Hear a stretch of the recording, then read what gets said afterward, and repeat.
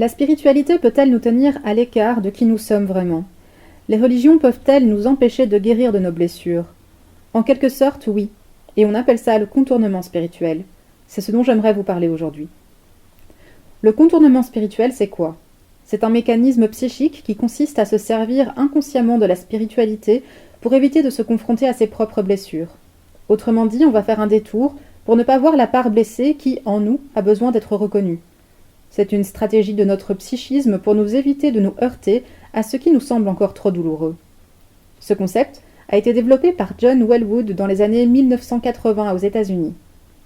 Welwood s'est intéressé à certaines communautés bouddhistes, où il observait que la pratique spirituelle pouvait parfois servir à éviter les blessures psychiques plutôt qu'à les guérir ou à les transformer.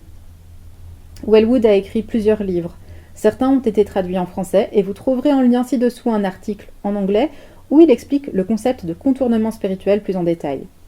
Comme je l'ai mentionné, John Welwood a développé le concept de contournement spirituel dans un cadre bouddhiste, mais ici je vais donner des exemples plus ancrés dans un contexte chrétien. Alors, si l'on devait donner des exemples de contournement spirituel, ça donnerait quoi? Un premier exemple, ce serait celui de Jacqueline, qui galère dans sa vie sentimentale. Désespérant de trouver le partenaire idéal, elle finit par se dire que seul Dieu peut l'aimer vraiment telle qu'elle est. Jacqueline décide finalement d'entrer dans les ordres, moins par vocation que pour combler le manque viscéral d'amour et de reconnaissance qui la hante. Mais ceci n'est qu'un certain type de profil sujet au contournement spirituel, et John Welwood en évoque d'autres. Tout d'abord, il y a ces personnes qui sont a priori très bienveillantes envers les autres, mais excessivement dures envers elles-mêmes. Ensuite, il y a toute une série d'individus qui vont se servir de la spiritualité pour manipuler, écraser les autres et nourrir leur narcissisme. Puis il y a le contraire, des personnes un peu comme Jacqueline, qui, je cite ici Welwood, éprouvent des difficultés à s'apprécier et peuvent instrumentaliser les enseignements sur le détachement pour renforcer leur dévalorisation. Le détachement est une notion importante dans le bouddhisme. Dans le christianisme, on va trouver des concepts un peu différents, mais tout aussi efficaces entre guillemets, pour appuyer la tendance à se dévaloriser. Pensons à l'humilité ou à une certaine idée du sacrifice de soi qui peuvent être perverties en humiliation ou en abus. Mais la spiritualité, quelle qu'elle soit, n'a pas pour but de... La spiritualité est d'abord une relation à l'invisible et au sacré.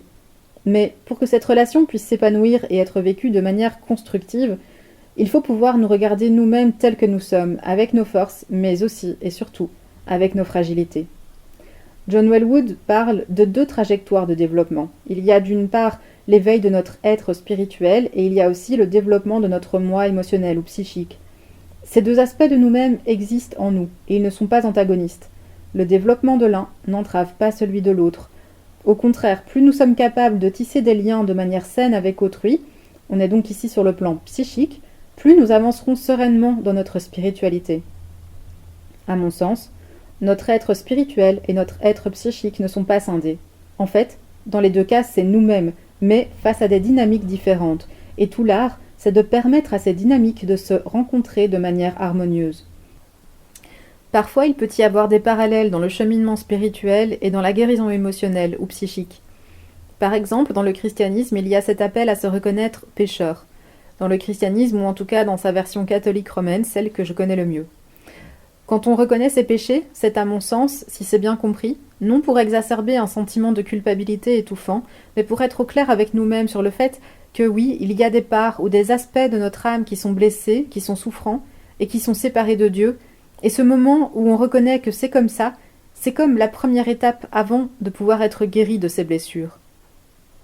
Au niveau psychique ou émotionnel, c'est un peu pareil. La première étape, c'est de se dire « Ok, là, il y a un truc qui ne va pas, que ce soit dans mes relations, dans ma trajectoire de vie, il y a quelque chose qui m'empêche d'être épanoui. » Et là, c'est le moment de se reconnecter avec l'être en nous qui souffre et qui a besoin d'être reconnu, d'être entendu.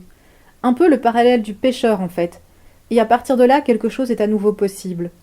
Se reconnaître pécheur, ou se reconnaître comme un être blessé, c'est savoir descendre dans son propre enfer spirituel ou enfer psychique, accepter de regarder nos blessures en face, embrasser notre nuit intérieure. C'est une étape douloureuse mais salvatrice, le contraire absolu du contournement spirituel, son antidote. Et à vrai dire, je ne sais pas si c'est une épreuve que l'on choisit de vivre. On peut choisir de se priver d'eau chaude, de chocolat, d'alcool. Nous sommes justement en période de carême. Alors c'est de saison, comme on dit. Mais on choisit rarement d'endurer un bouleversement radical. C'est la mortification par excellence, celle qu'on ne choisit pas, celle qui remet tout en question, nos croyances, notre identité, nos choix les plus cruciaux, nos principes. Et maintenant un dernier point avant de conclure. Toutes les spiritualités, toutes les religions peuvent devenir et deviennent tous les jours et partout le cadre au sein duquel se jouent des phénomènes de contournement spirituel. Mais pour l'avoir observé de près, je voudrais vous partager ici un aspect récurrent dans le catholicisme romain qui peut s'avérer nocif et dangereux. En portant une attention extrême sur les notions de don de soi ou de sacrifice de soi, le catholicisme ouvre grand la porte à toutes les formes d'abus, parfois très sournoises. Je ne parle pas tant ici des scandales bien connus dans l'Église qui concernent des cas de pédophilie, mais d'un mécanisme plus discret, celui où une personne finit par vivre le don de manière totalement unilatérale. Donner sans rien attendre en retour, donner sans rien recevoir en retour. Est-ce de l'amour? Quand est-ce encore de l'amour? Échange. Quand il n'y a pas d'échange, quand il n'y a plus d'échange, mais seulement un rapport déséquilibré et asymétrique, il ne reste que la lassitude, la fatigue, l'amertume, parfois l'épuisement ou l'asservissement. Les personnes les plus vulnérables sont celles qui n'ont pas appris à fixer clairement leurs limites, celles qui, souvent depuis l'enfance, ont désappris à croire en elles. Dans un tel contexte, il est facile de confondre autodestruction et vertu. On parle souvent de Marie qui a dit oui, mais on oublie parfois que la maturité spirituelle implique aussi la capacité à dire non. Non à ce qui écrase au lieu d'élever, non à la fausse autorité, non aux relations toxiques. Dire oui à Dieu ne signifie pas dire oui à tout. Sans cette capacité à poser des limites, la quête spirituelle peut facilement se perdre dans des relations destructrices. Pour conclure, le contournement spirituel nous rappelle une chose simple mais exigeante, la spiritualité ne peut pas être un refuge contre nous-mêmes. Le chemin spirituel authentique n'est pas un détour pour éviter la souffrance, il est souvent, au contraire, ce qui nous conduit à la rencontrer.